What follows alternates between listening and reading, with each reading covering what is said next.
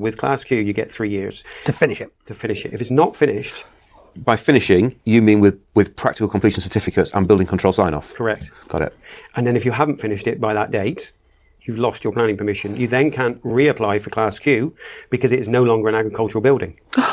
So you've lost it. So it's wow. So it's a big risk. Good old UK planning system. Yeah. At its best. Well, as they say, planning is easier now. So So presumably, if you lose your Class Q because you've just gone past the 3 years, you can still apply for residential consent. Absolutely, but you're not guaranteed to get it because the reason you had a Class Q is because it's not in the development zone.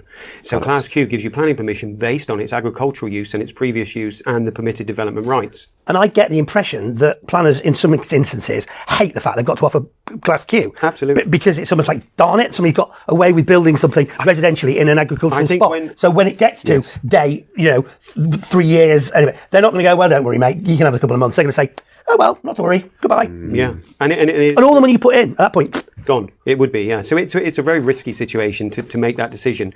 So I had no option to reapply for Class Q all over again. And I went through a whole hoop of, we'll go into what I actually did with the site presently. But so you then have to reapply, which gives you another option and another, you're sort of virtually guaranteed to get it because the site is still the same. It's still an agricultural building and so forth. But and that resets the clock for another 3 years.